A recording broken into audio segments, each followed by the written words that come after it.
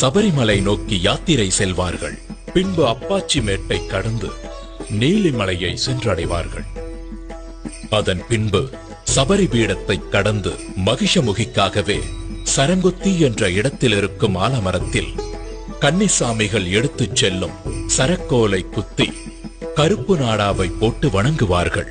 இது கன்னிசாமியின் வரவை பதிவு செய்யும் நிகழ்ச்சி. இதை பார்த்த லீலாவதி பெருமூச்சு விட்டு அடுத்த வருடத்திற்காக காத்திருப்பாள். சபரிமலையின் அறிவிப்பு. தத்துவமசி விஸ்வ சாகோத்தியம் சொல்லி தெரிவிக்கின்ற மகா மந்திரம் ஆராதனை மூர்த்தியும் ஆராதகனும் அபித்யார் ஆகிய சுவாமி தெரிகின்ற காட்சியும் காண முடியாத ஒரு காட்சியாகும்.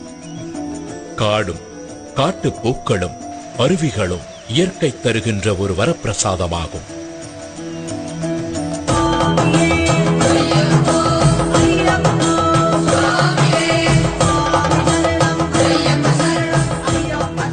பின் ஐயப்பனின் சன்னிதானத்திற்கு முன்புள்ள தத்துவங்கள் 18 பகவான் தத்வாதீனனாக இருக்கிறார் என்பதை உணர்த்தும் 18 படிகளை ஏறிச் சென்று ஐயப்பன் சன்னிதானத்தை அடைந்து தன்னுடைய பாவங்களையும் தோஷங்களையும் கஷ்டங்களையும் நீக்குமாறு வேண்டி பக்தி பரவசமடைந்து அன்று இரவு அங்கு தங்கி மகிழ்வார்கள்.